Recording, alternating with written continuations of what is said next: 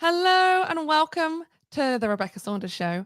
Today, I am so excited about this conversation. It has been a long time coming. I have life enthusiast, entrepreneur, and all round, always shower upperer. That's a word. Anna Richards. Welcome to the show. Thank you, darling. I'm so honored to be here. By the way, that is such a word, and it's going in my bio. I reckon it should. Most consistent shower upperer. Shower upperer. You are, with hands down, without doubt, the number one person that shows up every single day on my feed, regardless, I'm going to guess, of whether you actually want to or not. Would that be right? Sometimes you don't, sometimes you do. Yeah, no, definitely. I think as I've matured a little more, or I've built my brand out, and we can speak to this, but there are days sometimes where in those moments I won't show up. However, what I will say is, as a coach who coaches on helping women or empowering women to show up, speak up, and stand up, that on the days that you don't feel like it, or you're feeling vulnerable or whatever else, I still do, because that is what I coach. So to not embody that, would just be completely inauthentic to me.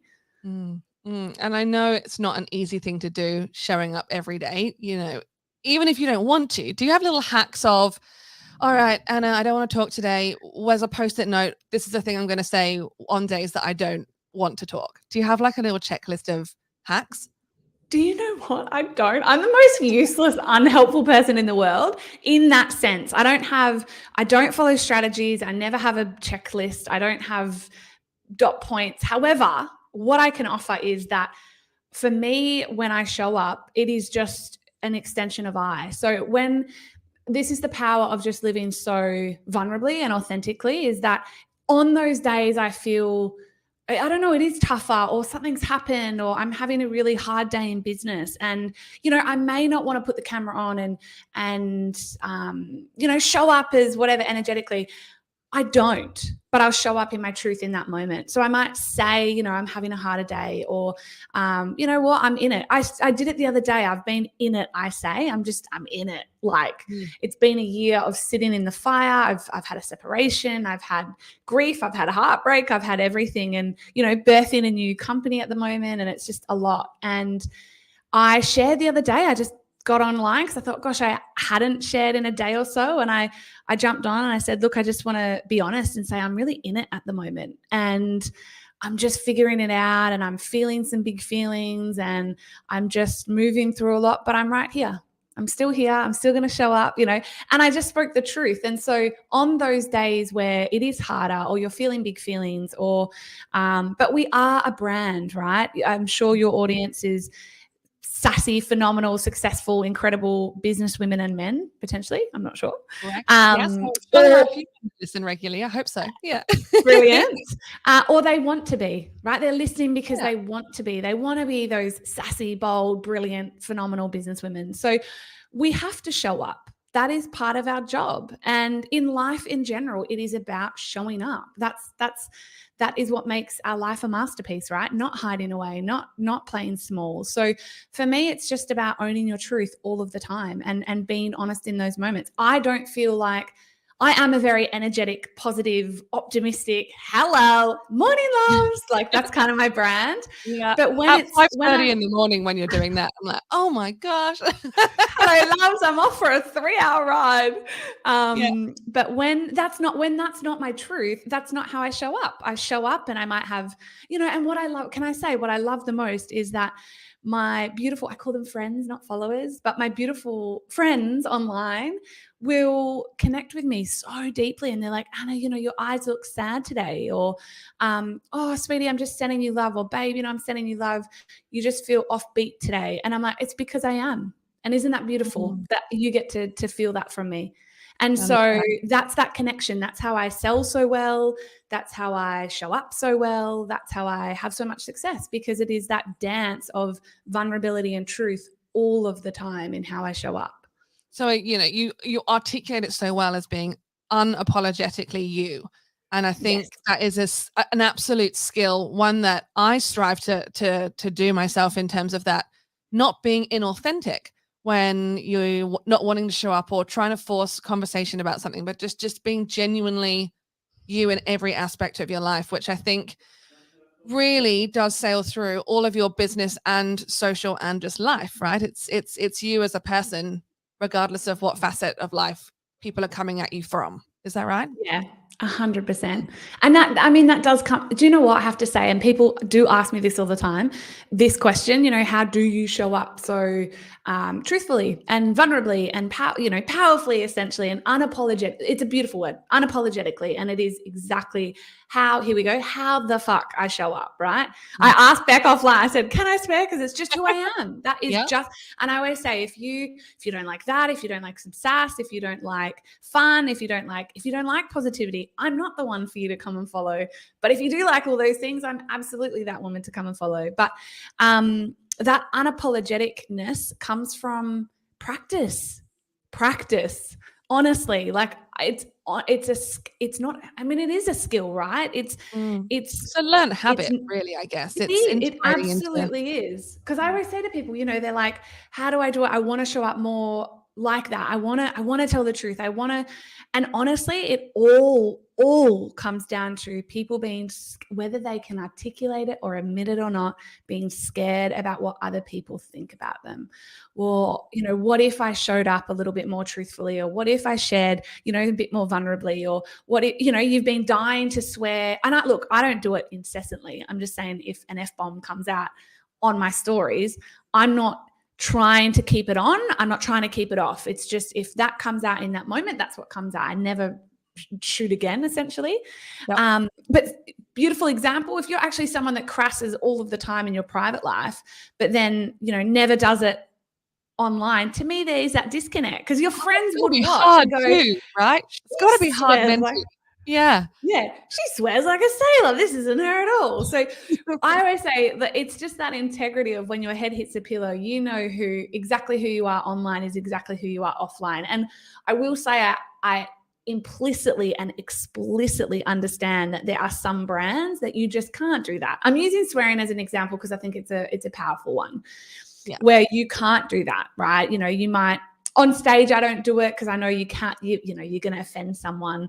But ultimately, if that is who you are, I genuinely believe in business, when you can bring all of yourself to the table in that unapologetic, bold way, that is where success and sales comes from, because people buy who you are, not what you do. People remember how you made them feel, not what you said. So when you stand in that unapologetic truth every single day in all that you do and all that you are and all that you say, that's where that just deep, genuine connection from your audience comes from.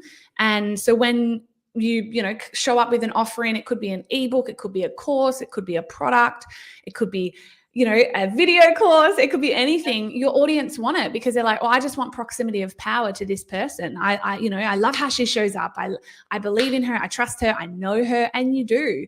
People, I laugh when I do genuinely get stopped quite often out in public, and which is it's humbling. It's funny, right? Yeah. It is. But people will always say, and I laugh, they go, "Oh my God, you're exactly like you are online." And I'm like, shock horror, like, yeah, like, yes, I am. And it's funny to me, and I always say it's the single most odd compliment, but the single-handed most humbling compliment, because I think, isn't it sad almost that in today's day and age that is a compliment? Who you are online is who you should be offline, and vice versa. But completely. But I think so many people have different hats in terms of, I'm in work mode, I'm in home mode, I've got kids mode, I've got friends of family members mode. And you watch, I don't know about you, but I watch people around me sometimes change depending on the situation that they're in. And it's taken a little bit of time for them to just not get frustrated that I don't change. It doesn't matter, but once you're aware of it, you can definitely see where people start to change. And I think that's an interesting sort of experiment, I guess, almost in terms of how you can consistently show up as yourself in all areas of life. Without, I guess, and it's not easy. You said it was a habit, it's practice. You've practiced it for years.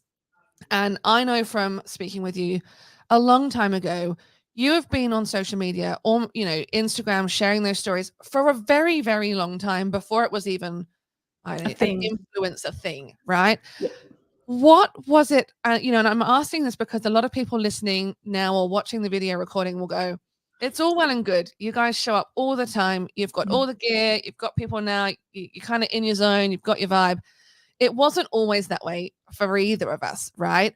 What were those early years like? How did you get yourself into that vibe? And if you can remember it, what was it about showing up online that you found comfortable, and how did you get into it so often? I love those questions. Thanks, Beck. I do remember. I absolutely remember, because it really does matter to me. And I think that social media, like anything in life, is what we make it and the story that we give it. And I started blogging back in 2011 and very quickly fell in love with storytelling. And I quickly understood and recognized that, and this has been a whole life journey, but it's a beautiful coaching moment, I suppose, that our life is the masterpiece. Our life is ours to live. When we run out of content, we've run out of life. Content is just life. Life is content. And I started to blog back in 2011. And that's when I started my Facebook and I started my Instagram the year after. So I've been on Instagram 10 years, Facebook sort of 11, and blogging. But I fell in love with storytelling. And I realized that we live our lives and just to tell the story online. And so the story that I assigned to social media was this beautiful space that I could connect with people around the globe and make new friends and hopefully, build businesses. Back then I had no businesses. I had a job. But I wanted to have business. I wanted to be an entrepreneur. And I saw this platform of possibility where I could just show up consistently and tell the story of my life without strategy, without checklists and dot points and things like that, but just be truthful and honest. And I will be honest. I remember I started my blog 2011 and there wasn't very many, I know we're talking about social media, but it was similar. And my blog was kind of just like an online diary in a sense. I was I don't even know how I was, 22, I think. I would have been 12. I'm 34. We're the same age-ish. Yeah. There we go. 34. Yeah.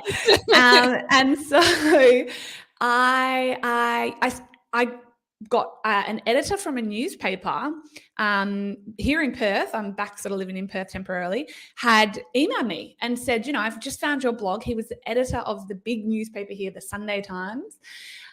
He said, look, I found your blog. Yeah. And he said, I love it. Not many people in Australia were blogging at the time. And he said, can I write a story on you? And I was like, oh, of course you can. So I was 22 and I had this really little piece written, but basically, and that I'm using this as an example to just inspire others. And I didn't know this is what I was doing, but in the article, they wrote about how it was like a look into this girl's life. And, it's like an online diary. And I took that and I thought, there's something in that, just showing up truthfully online, like a diary almost, and not trying to coach almost and, sell, just tell my life story in the everyday, whether I was at the beach or having a coffee or with my dog or in love, and tell that story with boundaries. And so I continued and I still continue until today. So to go back to the question as well, is it hard on those days you don't feel like it? No. And not only because it's not just a habit, it's just that is part of my story. The hard days are worth sharing because, I like people to know that we still have hard days, or when I'm in it, when I did that story and I did look a bit tired, and I don't use filter, this, I'm not anti-filter. Yep. I'm pro naturality. So I don't use filters. I don't edit. So I looked tired that day. I looked sad and I just said, I'm in it, guys, and I'm here, but I'm in it. And the amount of I would have had hundreds of messages just to that story saying, just thank you for your truth. I'm in it too, and I don't feel alone now. And it's just nice. And so where did it start for me? 2011. How did it start for me? Recognizing very early that life is our gift and a masterpiece and ours to write, and it's just a story, and you get to choose how to tell that story online. And then very early on, I assigned positivity with being online. I don't look at online as negative. A lot of people, you know, will go unfollow accounts that trigger you, or like it's bad and it's a waste of time. And this, no, it's this beautiful space that you can make friends around the globe and connect immediately with your audience and share your gifts and share your love and share your light and share your unapologetic self. And I just think that's a gift. I think it's phenomenal, and you're right. It's a masterpiece that you get to create. You're the artist of your own masterpiece, Yes. right? And Yes. you said that you do it with boundaries. Yes. What boundaries have you got in place that you go, that's a hard no from me? What have you got around there? Because from watching you, knowing you for a long time, following you on a daily basis, because you pop up with smiles at 5:30 every morning, what and you inspire me from that to get up and do my morning exercise, just as a side note to that. So Anna's up, I need to be up too. What are those boundaries that you've put in place to safeguard those spits that you do want to keep private? Lots. So first of all, I never little things like if I'm on the beach and I feel okay, I'll post in the moment. But now often for me, a boundary for me is obviously I do show up a lot online and very consistently. So lots of people would think I'm on my phone all of the time, and I'm really not. So a lot of the time now, especially if I'm out and I've, having lunch with friends, or I will probably take a photo, or, having drinks with the girlfriends, I'll get a little fun boomerang or whatever else. I share the story of my life. I'll take it, but I don't put it up. I put my phone down and I'm still completely present. So making sure that my online life doesn't impede with my offline life. And I am not perfect back by any means. But these are the boundaries that I'm 90% good at. The other thing is, obviously, I was married and we separated and divorced 12 or 13 months ago. And so even with him and then dating now and having, a new partner and things like that, I'm very aware that just because I like to show up and be online, they didn't, and they now don't. And so it's just not forcing anything, not putting people up or people's children up that they don't want.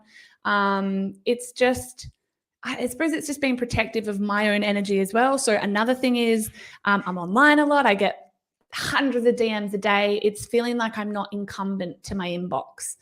So having the boundary that I give a lot, I give, but I don't feel like I need to be taken from. So I never feel drained. I think that's the big thing. I never feel drained from social media, which would shock a lot of people because I do have a big active, engaged community, but because of my boundaries. So just because I share, it doesn't mean that I am then owe anyone anything. I'm not tied to my inbox. I have strict hours that I'll be in there and I'll hit it and then I'm out. Making sure that, I take content, but I don't post in the moment so I can be present in the moment. And then, just keeping some aspects of my life private. Yeah. Yeah, you don't want to be publishing all of those things. And I think the key I've heard there is very much around just making sure you're respectful of those around you. Because you're right, because we are always showing up and being the faces of our businesses doesn't mean that everyone else always wants to be in the spotlight, or sometimes never wants to be in the spotlight.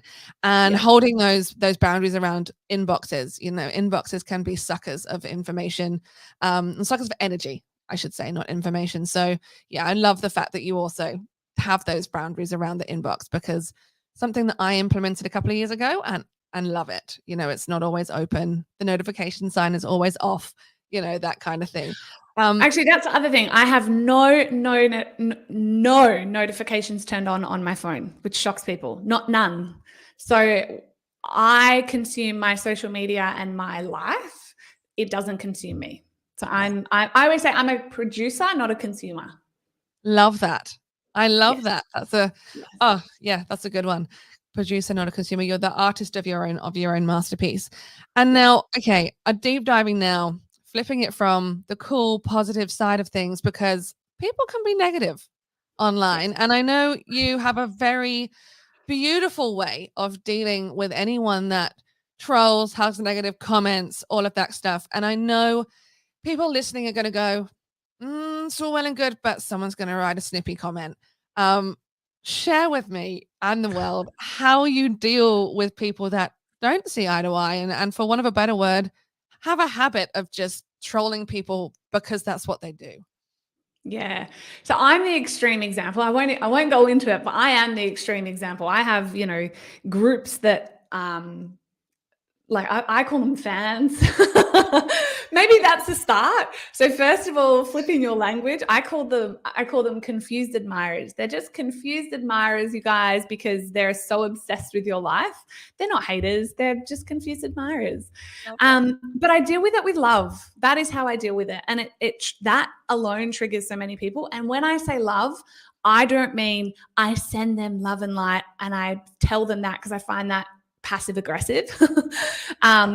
I just choose, I always say, when the world goes low, go high, right? I think that was a Michelle Obama quote, and I loved it from many years ago.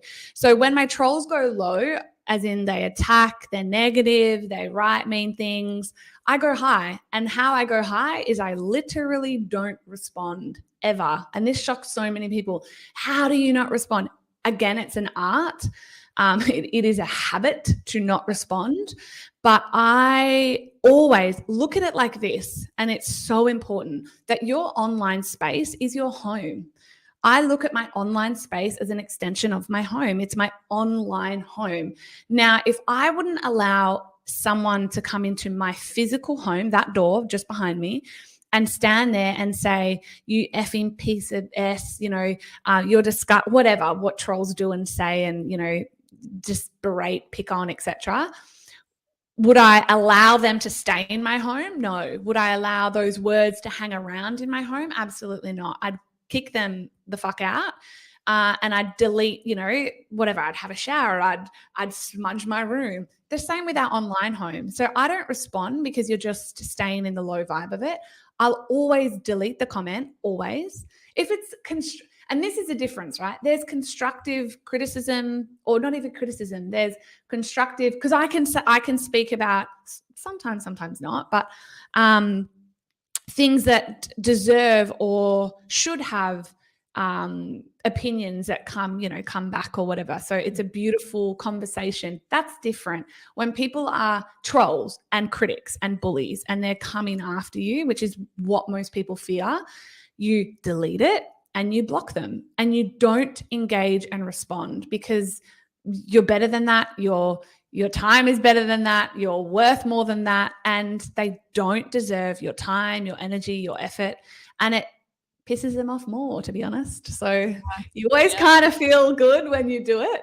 And that's why I say with love, you respond with love insofar as you love yourself enough to walk away from the drama. I just have never responded. And I've had this. So when I started the blog, my best friends, and that's a whole lot. I could literally do a whole podcast on haters and critics, but I've had them my whole life since I've started to show up online. And I've always responded in the same way, which was just, I'm better than this. My safety lies in my defenselessness. Always know that your safety lies in your defenselessness. You don't need to defend who you are. You don't need to defend what you do. You don't need to defend what you believe in. You just live it and embody it and believe in it. And so when someone comes and attacks your character, how you look, I get that often, whatever, just, of course, back, like whatever, whenever they come and fuck with you with, it's like, I'm better than that. My safety lies in my defenselessness. Delete, block, have a beautiful day, bye. Yeah. Oh, so and good. Hang on, it's not true. Love yourself enough to just not respond. Stay high. Definitely. And it's I recall watching Brené Brown on stage talking about reading the responses on one of the articles that had gone live for her and very early in her career, and her husband saying, don't read it. Just don't look at them. Doesn't matter whether they're positive or negative, just don't look at them.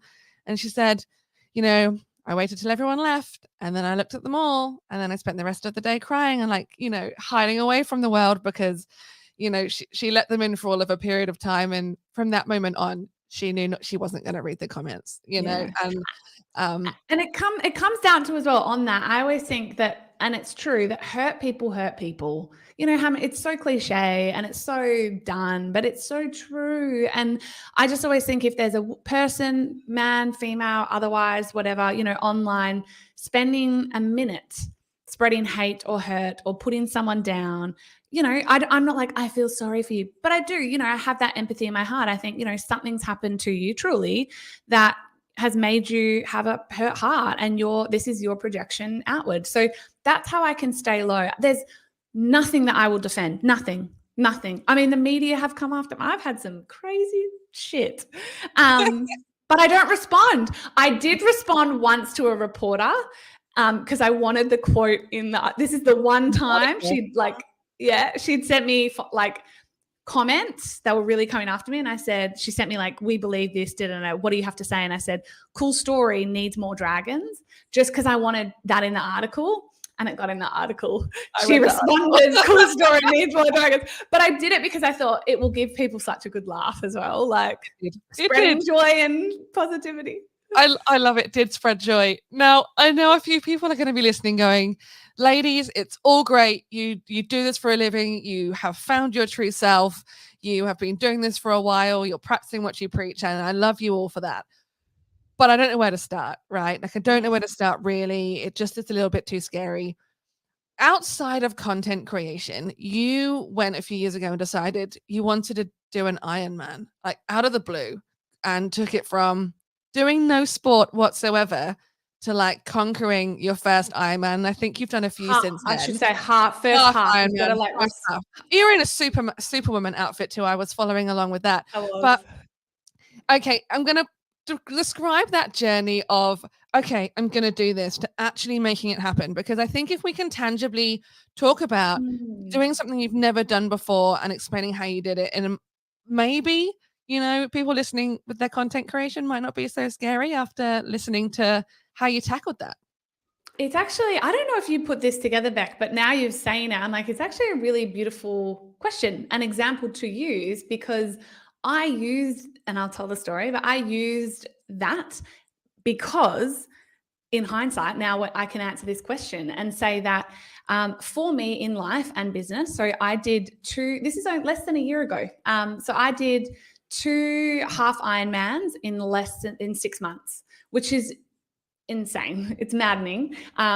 When as well, I had absolutely no athletic or definitely sport background. I'd never played a sport in my life. We had no money growing up, blah, blah, blah, you know, poor me story. And so I'm not athletic. I'm not naturally athletically gifted. I was not a runner. I actually physically couldn't swim. I didn't pass swim lessons in school. So the water didn't terrify me. I love the water, but I couldn't swim. And this is less than a year ago. And I sucked on the bike. I'm not a rider. I did weights, right? And so, but in my life, I love to push myself. I like to find where I'm comfortable and push it and go, right, I'm getting complacent. What's next for me? What's next for me? And nothing was really scaring me anymore. Public speaking, I do a lot of that and I love it. If you were even like, Anna, come and speak in front of 10,000 people, 40,000 people, I'd be like, oh, tomorrow, like, let's go. Yeah. And so nothing, but I knew that is, good is the enemy of great. And I thought, where in my life can I feel uncomfortable? Because I need that stretch and I want to understand, because I coach women. I speak about showing up, on trying, on failing. And I thought, I'm not really doing it at the moment. And so I looked at my life and I thought, well, where is that for me? And I knew straight away that it was going to be in my physicality. Like I said, I am not naturally gifted athletically. I've got I'm clunky. I'm not very good. And so I thought, right, it's going to be in sport in some way.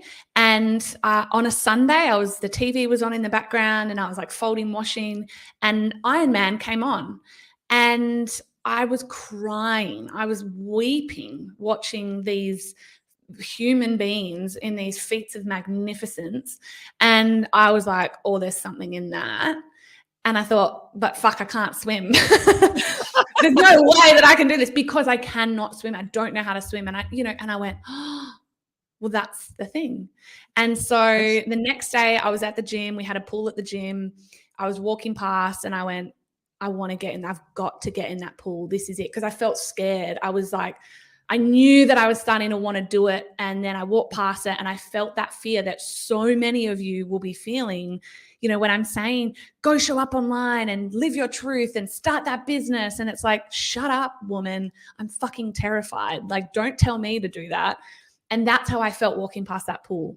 And I was like, right, I know I've got to do this. And so I went home, Googled, I lived in Gold Coast at the time, triathlons. So this was 2 years ago now. It was triathlons first. So Googled triathlons Gold Coast, and one was 33 days away. And it was a sprint triathlon. So it's like a mini half Ironman. So it was a 750 meter swim in open water, a 20 kilometer bike and a 5 kilometer run. And I registered. And I didn't have a bike. 33 days to go. 33 days. Now I had gym. I lifted weights. So I'm not saying I started from nothing, but let me tell you on the day, I can talk about that. But so I registered 33 days, couldn't swim, literally registered. And then I drove straight to the shops. I bought bathers and some goggles and a cap. Mm-hmm. And the next day I got in the pool and almost drowned and died. I just sucked. I couldn't breathe. It was a 25-meter pool. I had to stop halfway. But I thought, if I just get in this fucking pool every day for 32 days, maybe I can do it. And because, 33 days was the event. So for 32 days, I got in that pool and I just arm over arm, kick after kick, watched YouTube. I had the money, but I was like, I didn't hire a coach. This is important. And this is why I didn't, because I do have those resources now. And I thought, easy for her. I just didn't want any of that shit. Well, easy for her. She got the coach, the nutritionist, the this, the that. I didn't. I got in the fucking pool and I gritted it out until I could kind of swim. Stay afloat in some way, shape, or kind of. Kind of. And then on the day, truth be told, I got in the water and about probably 100 meters in, pretty much had a panic attack and almost got out, because you can put your hand up. There's lots of lifeguards and stuff in the water. And I was having pretty much, it was a panic attack in the water, which is very, very common in the sport, to be honest. And I was treading water, just about to put my hand up, having a panic attack. And I thought, no, this is the growth. This is why you did it. This is how people feel when they're new at something and it's terrifying and they're being told to go, but it's hard. And so I just took as many breaths as I could, kind of backstroked some of it, fucking doggy paddled some of it, failed forward some of it, crawled out of the end. And I was still fit. And I got it done. I got my first triathlon done. And from there, I did 8 triathlons in like 8 months or something ridiculous, a lot. Like I did an inordinate amount for the sport, all or nothing. And then I was like, right, I want to do a first and my half Ironman. And so within my first year of finding the sport, I did 8 triathlon and a half Ironman. And and then I went, right, awesome, I'm going to do another one. And so I did. And then my last half Ironman was last December. So 4 months ago. And I'm not done. What are you going on to next? I'm not sure. I have to speak to my coach, but I said to him, I just want to break because it's a lot mentally, and I'm launching a new company, but I'm not done. So maybe this year, definitely next year, if not this year. But it's just, so to answer the question was, life genuinely begins at the end of your comfort zone. And for me, every time I'm feeling stuck or stagnant or whatever else, I know that it's because I'm comfortable. And so I look for the uncomfortable. I'm like, okay, what's next? What's next? And for me right now, it's starting this company in an entirely new industry. Yeah. So, the one that I'm currently birthing. So the Ironman or the half Ironman for me was just about, putting myself in that position that other women feel often, it's like, go start that business. Shut up. It's like, shut up, Anna. You don't understand how scared I am. Well, no, I do, because I just recently, did this for myself. So it was terrifying, but worth it. Yeah, I love it, and I'm in awe of the commitment that you did to that as a sport, because being also a non-sporty person, I've had a few things on the radar and gone, oh, one day. So I love that we can talk, like you're there sharing that journey, but also we can relate it in conversations like this into other areas of fear or scarcity or anything like that, and provide a way forward. 100%. And I want to say on that, okay, on this whole one day, which I love, because I'm like, we all live it and say it, but I'm just so about banning the one light. Like my biggest thing at the moment is, I think I turned 34 back in March, and like a hormone switched on. I don't know, but because I've always been very aware of this last 10 years, but life is not a dress rehearsal, everyone. We are not in a dress rehearsal. We're here to live it boldly, unapologetically, enthusiastically, beautifully, abundantly. And I always say to my girls, when you die, we're all terminal, right? From the day that we're born, you have 2 dates on your tombstone. You have your date of birth, so your year of birth, and your year of death. And in the middle, there's a dash, and the dash is your entire life. And so what are you doing with your dash? What are you actually doing with your dash? Are you waking up every day and saying, one day I'll start the business. One day I'll get the courage to show up online. One day I'll, begin that blog or write that book or end this marriage or start this relationship or whatever it is. Get married, Becky just got married. Or will you just do it? Will you just commit and do it, understanding that life is not a dress rehearsal, and we might not be gifted that next day, one day. So it's just, it's about saying yes and figuring it out. You kicked me up the ass on that one. I completely agree. I love it, because I've lived my life with a hell yes or an F no. Like for a number of years now of, if I'm kind of on the fence, I'm out, it's that kind of thing. And for the last 2 years, I've done 52 things. Like I've got a list of 52 things. It says 52 Saturdays. What do I want to do with my 52 weeks of the year? And so whilst something like that isn't on my list, there's a lot of things that are much smaller and more tangible in like a day or an experience. Or for me, it was doing a hot air balloon ride and being absolutely petrified that it can only go one direction with the wind. Yeah, it is. I'm hot air balloon. It is scary. I saw you go there and I was like, it's scary. It's scary. So I'm just putting it out. I'm going to challenge you on. One day can be write your 52 things. I love that, by the way. Something off, something small or something big. It could be anything, but you're right. It's not a dress rehearsal. We have to live life to our fullest, and we have to be unapologetically ourselves. So Anna, thank you so much for always showing up on today's show. Where can our lovely listeners and viewers come find you? Come find me on my website. That's where you'll find everything. So you'll find my Instagram, my Facebook, my offerings, self-love school, my new company, all the things. So that's annarose.co.